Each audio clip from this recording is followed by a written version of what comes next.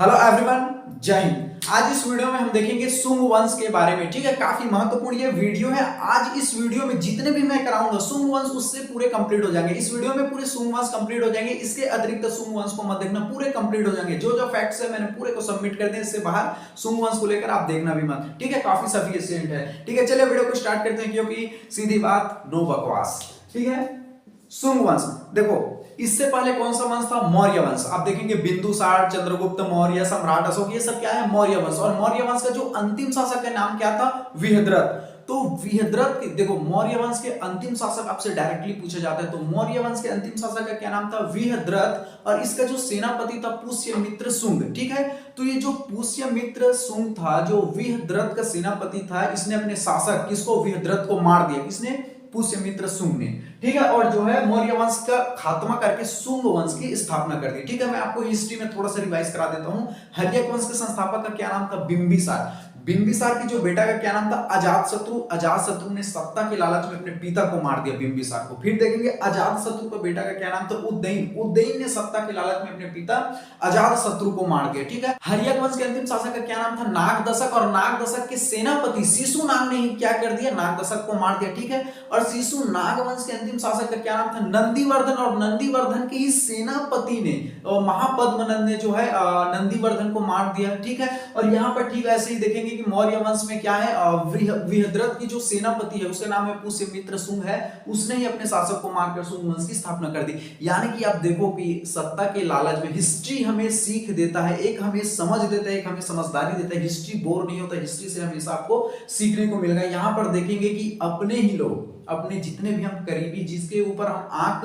बंद करके भरोसा करते हैं, वही हमारा जो है सबसे बड़ा घात करता है। रक्षक ही हमारा भक्षक हो जाता है। ठीक है, आप हिस्ट्री में देखें, कोई अपने पिता को मार रहा है, कोई अपने सेनापति होकर अपने शासक को मार रहा है। ठीक है, यहाँ पर आपको क्या सीखने को मिल रहा है? जो जितने करीबी हैं आपसे, उनसे संभाल कर रहिए। ठीक है, आंख को खोल कर रखिए। ठीक है, क्योंकि रक्षक ही भक्षक होता है। जो सबसे आपसे, जो आपके सबसे ज्यादा करीबी होते हैं, वही आपके सबसे बड़े विश्वासघाती होते हैं। ठीक है, इसलिए हिस्ट्री से आपको हमेशा सीखने को मिलेगा। ठीक है, चलिए, शुंग वंश का जो है मौर्य वंश का अंतिम शासक क्या था? विहद्रथ। विहद्रथ के सेनापति का क्या नाम था? पुष्यमित्र शुंग ने जो है अपने विहद्रथ को मार दिया, मौर्य वंश का खात्मा कर दिया और शुंग वंश की स्थापना कर दी। ठीक है, तो अगर आपसे पूछे शुंग वंश का जो संस्थापक का क्या नाम है, तो पुष्यमित्र शुंग है। ठीक है, चलिए इसके बारे में देखते हैं। जो शुंग वंश की जानकारी हमें किससे मिलती है, ये पूछा जाता है। ठीक है, और जहां जहां पर पूछा जाता है गवर्नमेंट एग्जाम में, मैं आपको वहां पर डील कर दूंगा। ठीक है, तो पाणिनि की अष्टाध्यायी, पाणिनि की जो रचना का क्या नाम है? अष्टाध्यायी। आपको कैसे पूछा जाता है? पाणिनि के रचना या साहित्य का नाम है अष्टाध्यायी। ठीक है, पतंजलि का महाभाष्य। पतंजलि का जो साहित्य का क्या नाम है? महाभाष्य। बाणभट्ट की जो रचना का क्या नाम है? हर्षचरित। ठीक है, मैं बोल रहा हूं, उसको याद ही कर लेना। ठीक है, आपको डायरेक्टली पूछा जाता है कि पाणिनि के साहित्य या रचना का क्या नाम है? अष्टाध्यायी है। ठीक है, पतंजलि की जो रचना का क्या नाम है? महाभाष्य। ठीक है, बाणभट्ट की जो रचना का क्या नाम है? हर्षचरित। आपको मैच ऑफ फॉलोइंग दे दिए जाते हैं। ठीक है, आपको मिलाना पड़ेगा। बाणभट्ट की जो रचना का नाम है हर्षचरित है। ठीक है, ये ऐसे आपको ध्यान में रखना है। ठीक है, रचना को याद कर लेना। जितने भी मैं बोलता हूँ, एक एक शब्द जो है बहुत महत्वपूर्ण रहता है, क्योंकि मेरी जितने भी वीडियो आती है पूरे एग्जाम के दृष्टिकोण से महत्वपूर्ण रहते हैं, सिलेबस के अकॉर्डिंग रहता है। एक्स्ट्रा तो मैं बिल्कुल सबमिट नहीं करता, एक्स्ट्रा से मुझे चीड़ है। ठीक है, क्योंकि मुझे इतना पता है कि इनके सिलेबस में इतने सारे टॉपिक हैं कि वही ब्रॉड हो जाते हैं, तो एक्स्ट्रा को हम काहे के लिए देखें? उतना हमारे पास समय नहीं है। ठीक है, तो शुंग वंश ने अपनी राजधानी कहां रखी थी? विदिशा में रखी थी। विदिशा, मध्य प्रदेश। ठीक है, पुष्यमित्र शुंग जो है बौद्ध धर्म का विरोधी था।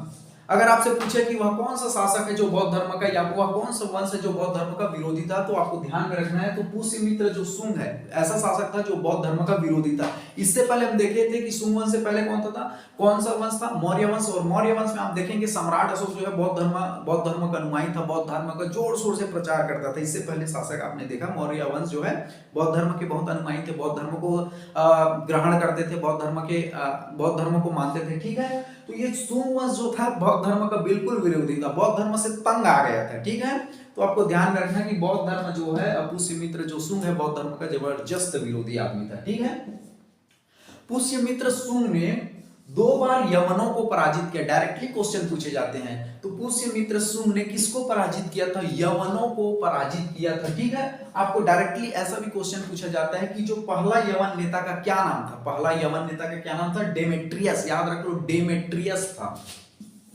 ठीक है। पहले यवन नेता का क्या नाम था? डेमेट्रियस था। ठीक है, चलिए अगला देखते हैं। शुंग वंश मगध साम्राज्य का पहला ब्राह्मण वंश था। डायरेक्टली क्वेश्चन पूछे जाते हैं, वह कौन सा वंश है जो ब्राह्मण वंश था, या मगध साम्राज्य का कौन सा जो वंश है ब्राह्मण वंश था? तो आपको ध्यान में रखना है जो शुंग वंश है। ठीक है, शुंग वंश जो है मगध साम्राज्य का पहला ब्राह्मण वंश था। ठीक है, चलिए अगला देखते हैं।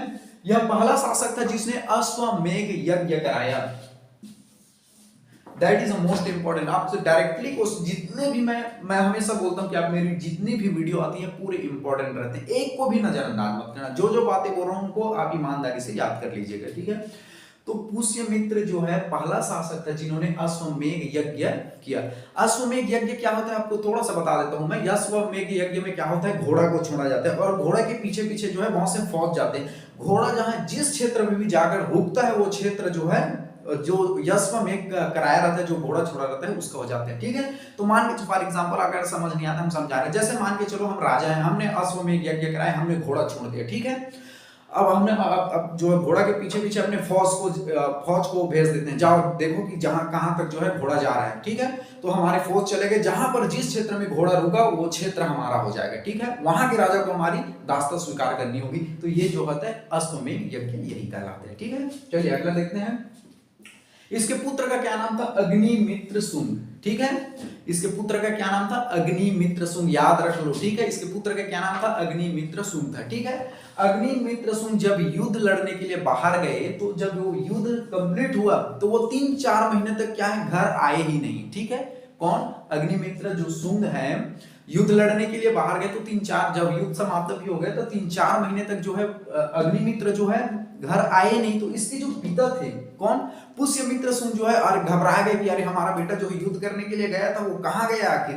ठीक है, तो ये जो अग्निमित्र था वो किसी लड़की के चक्कर में फंस गया था, इनको क्या हो गया था? लव हो गया था। ठीक है, और उसका क्या नाम था? मालविका। याद रखना, तो अग्निमित्र किसका दीवाना हो गया था? मालविका का दीवाना हो गया था। ठीक है, अगर दिल जले पिक्चर में आप देखेंगे तो अमरीश पुरी बोलते दीवाना है दिल जले। ठीक है, तो अग्निमित्र किसके प्यार में चक्कर में पड़ गए थे? मालविका के चक्कर में पड़ गए थे। ठीक है, 3-4 महीने तक ये घर को ही भूल गए थे, घर आने का मन ही नहीं कर रहा था। ठीक है, हमारे जितने भी एस्पिरेंट हम तो आपसे यही बात बोलेंगे कि ये प्यार व्यार के चक्कर में तो बिल्कुल मत रहिएगा। ठीक है, बहुत ही बेकार चीज है।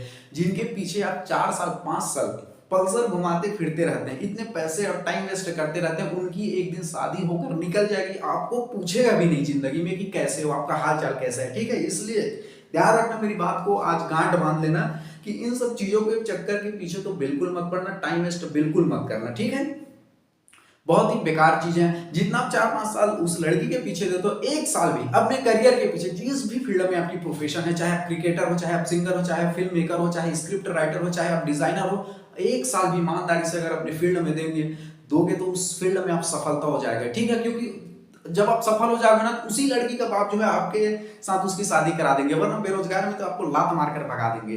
ठीक है, इसलिए आपको ध्यान में रखना है। और हमारे जो टीचर है, आज से हम 5 साल पहले 12th क्लास में थे, हॉली क्रॉस स्कूल कवर्धा में थे, तो हमारे टीचर थे चितरंजन तिवारी सर करके। ठीक है, अभी मैं 22 साल का हूँ, आज से 4-5 साल पहले मैं 12th में था। ठीक है, तो हमारे चितरंजन सर बहुत अच्छी बात बोलते थे।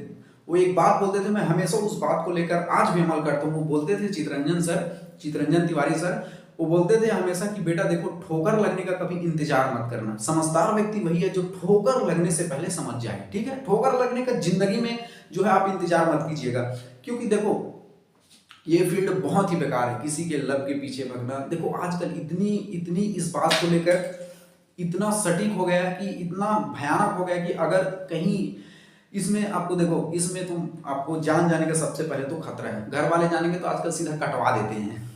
ठीक है, आपको मार पड़ेगा, माँ बाप का इज्जत बर्बाद होगा, पैसे बर्बाद होंगे, टाइम वेस्ट बर्बाद होगा। सबसे ज्यादा है कि आजकल तो यार आदमी का वैल्यू नहीं है, पता चला लड़की के घर वाले को, आपको सीधा कटवा देगा। ठीक है, इसलिए इन सब चीजों से दूर रहिए। और बेहतर तो यही है कि ये सब चीज फालतू चीजें हैं, काम तो आता नहीं। ठीक है, मैं तो बता भी दिया कि शुरू में भी शादी करके निकल जाएंगे, आपको जिंदगी में भी नहीं पूछेगा कि आप कैसे हो, इसलिए इस फालतू चीजों से दूर रहो। ठीक है, ज्यादा भाषणगिरी नहीं करते, चलिए टॉपिक पर आते हैं। ठीक है, तो ये अग्निमित्र किसका दीवाना हो गया था? मालविका का दीवाना हो गया था। और इन दोनों की जो लव स्टोरी को किसने लिख दिया? कालिदास ने लिख दिया। ठीक है, तो देखो अगर आपसे पूछे कालिदास की रचना का क्या नाम है तो मालविका अग्निमित्र। क्या नाम है? मालविका अग्निमित्र। देखो अग्निमित्र और अग्निमित्र की प्रेमिका का क्या नाम था? मालविका। तो दोनों को मिलाकर क्या हो गया? मालविका अग्निमित्र। जैसे आजकल विराट कोहली और अनुष्का का मिलाकर क्या होता है? विरुष्का होता है नहीं? ठीक उसी प्रकार से कालिदास की जो रचना का क्या नाम है? मालविका अग्निमित्र। ठीक है, अग्निमित्र ने कैसे उनको पूरा प्रोसीजर, पूरा बुक में उनके पूरे लव का वर्णन है, प्रेम का वर्णन है। ठीक है हमें तो दिल जले फिल्म का वो डायलॉग याद आ जाता है, गद्दार शाखा आतंकवादी की कोई प्रेम कहानी नहीं होती। बड़ा प्यारा खूबसूरत फिल्म है। ठीक है, चलिए। तो अग्निमित्र और मालविका की जो मालविका अग्निमित्र, इसकी जो रचना का क्या नाम, इसकी इसने मालविका अग्निमित्र की जो रिटर्न वाला काम किसने किया यार? आप समझ रहे हो है नहीं? तो कालिदास की जो रचना का क्या नाम है? मालविका अग्निमित्र। ठीक है, द्वितीय यमन सेनापति मिनांडर को हराया। ध्यान से समझिए, पहला जो यमन नेता का क्या नाम था? डेमेट्रियस था। द्वितीय यमन जो सेनापति उसका क्या नाम था? मिनांडर। ठीक है, इनके नाम याद रखने। ठीक है, पहला यमन नेता का क्या नाम था? डेमेट्रियस था। दूसरा यमन नेता का क्या नाम था? मिनांडर था। ठीक है, थोड़ा सा हम पानी पी लेते हैं, हमारा गला सूख गया है।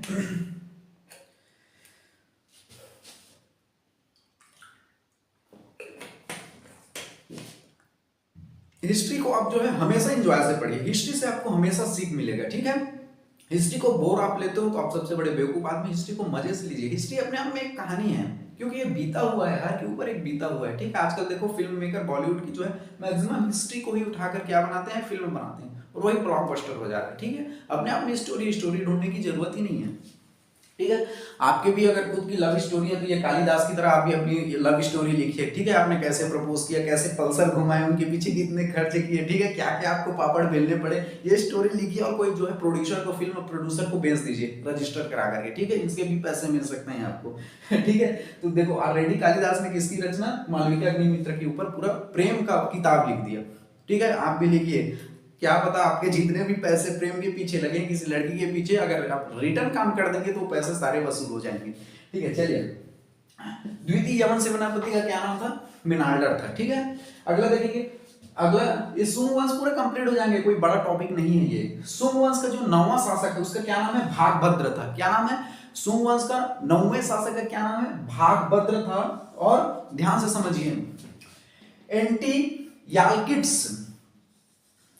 एंटियाल्किड्स ने अपने राजदूत हेलियोडोरस, नाम याद रख लो, हेलियोडोरस को विदिशा दरबार में भेजा और इसने भागवत धर्म ग्रहण कर लिया। ठीक है, डायरेक्टली क्वेश्चन पूछा जाता है कि हेलियोडोरस को विदिशा दरबार में भेजा तो उसने कौन से धर्म को ग्रहण किया? तो इसने भागवत धर्म को ग्रहण कर लिया। ठीक है, नाम याद रखना, हेलियोडोरस। ठीक है, चलिए अगला देखते हैं। सुंग वंश का जो अंतिम शासक उसका क्या नाम है? देवभूति था। सुंग वंश का अंतिम शासक का क्या नाम था? देवभूति। और देवभूति के जो सेनापति है उसका क्या नाम था? वासुदेव कर्ण ने इसकी हत्या कर दी और कर्ण वंश की स्थापना कर दी। ठीक है, देखो आप कितना मैं हिस्ट्री में बताऊं कि आप हर्यक वंश को ही देख लो, शिशुनाग वंश के सेनापति को देख लो। यहाँ पर ये सुंग वंश जो है ऑलरेडी पुष्यमित्र सुंग ने मौर्य वंश के जो है शासक को मारा था, और इसी सुंग वंश के देखो अंतिम शासक को जो है वासुदेव कर्ण ने इसके सेनापति ने इसे मार दिया। ठीक है, सत्ता के लालच प्रशासन में क्या होता है ये तो समझ नहीं आता। ठीक है, इतनी लालच भी बेकार बातें होती है। ठीक है, आई होप आपको सुंग वंश जो है